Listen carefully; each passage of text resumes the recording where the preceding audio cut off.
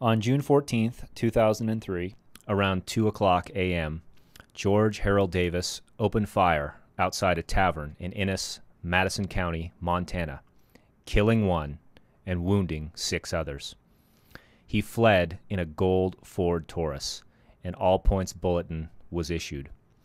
200 miles away, at approximately 8 o'clock a.m., Ravalli County Deputy Sheriff Bernie Alstad spotted a gold Ford Taurus just south of Florence in Ravalli County, heading north on U.S. Highway 93. Deputy Alstad stopped the Taurus. Davis immediately leapt out of his vehicle and opened fire into Deputy Alstad's vehicle. Alstad returned fire, but was shot by Davis in the shoulder. After shooting Ravalli County Deputy Alstad, Davis sped up Highway 93, leaving Ravalli County and entering Missoula County. 3 minutes after Davis shot Ravalli Deputy Sheriff Alstad, Davis tried to run Missoula County Deputy Sheriff Dave Conway off the road. What you are about to see is how law enforcement from several different agencies and jurisdictions respond to people like George Harold Davis to protect and serve you and our communities. This is video from Missoula County Sheriff's Deputy Dave Conway's patrol vehicle. He is driving south on Highway 93. At this point, Davis is speeding north and attempts to hit Deputy Conway head-on.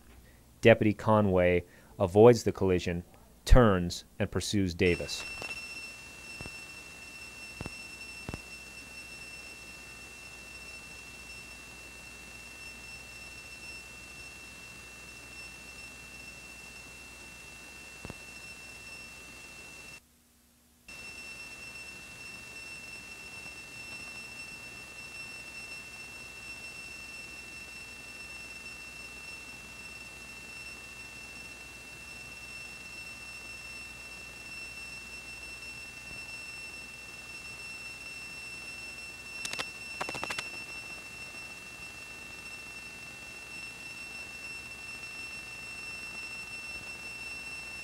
Deputy Conway catches up to the speeding Davis near the Highway 12 turnoff in Lolo.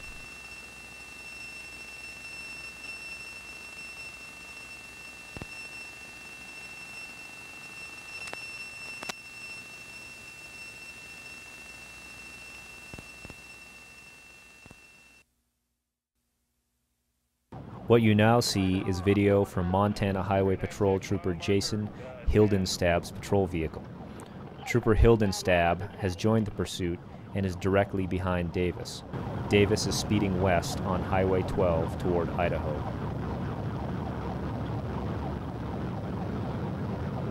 To avoid apprehension, Davis dynamites his brakes, forcing Trooper Hildenstab to smash into Davis's Ford Taurus.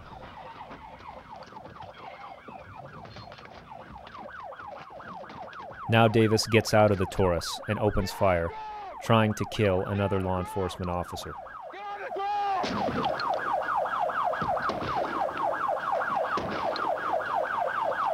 In the small window, Deputy Conway is driving toward the crash, while Trooper Hildenstab takes cover and returns fire.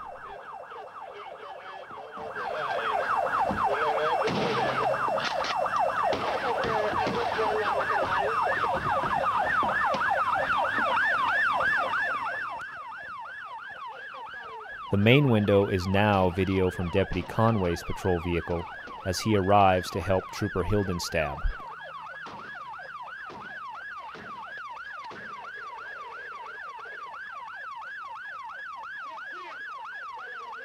Trooper Hildenstab's Montana Highway Patrol vehicle is now disabled. He and Deputy Conway get into Deputy Conway's patrol vehicle and continue the pursuit toward Idaho.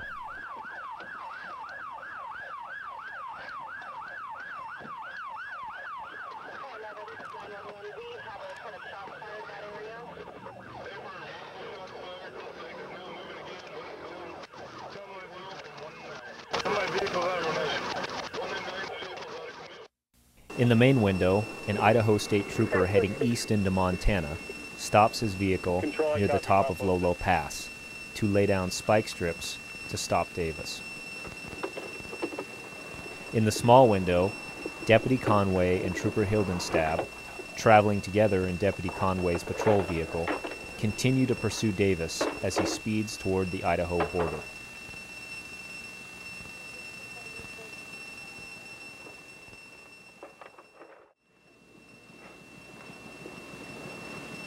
Take him to good foot.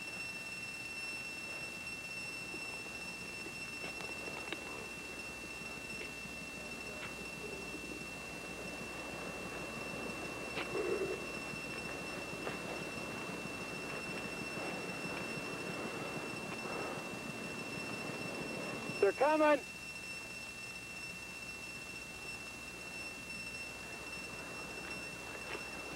Davis drives over the spike strips, blowing his tires. The Idaho trooper pulls the spike strips to avoid damaging Deputy Conway's patrol car. Davis now swerves broadside, facing Deputy Conway and Trooper Hildenstab as they approach. Davis again opens fire. Deputy Conway crashes into Davis to stop him.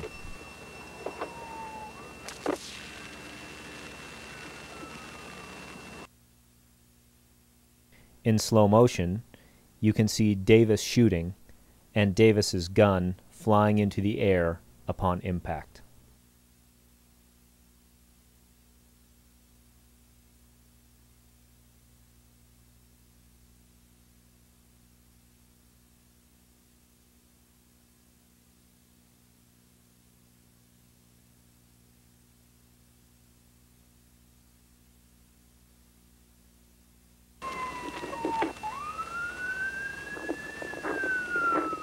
Highway Patrolman Hildenstab is writhing on the ground in agony from injuries received during the pursuit and crash.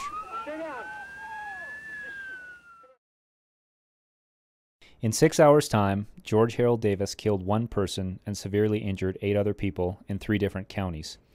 LC-0359 does nothing to pay for the medical costs to the victims purposefully injured by people like Davis. Instead, LC-0359 seeks to make sure medical bills incurred by criminals like Davis will be 100% totally paid for by the law-abiding, innocent taxpayers of whatever county he decides to victimize. LC-0359, in its present form, does not solve problems. Instead, it causes expensive, time-consuming, resource-draining litigation.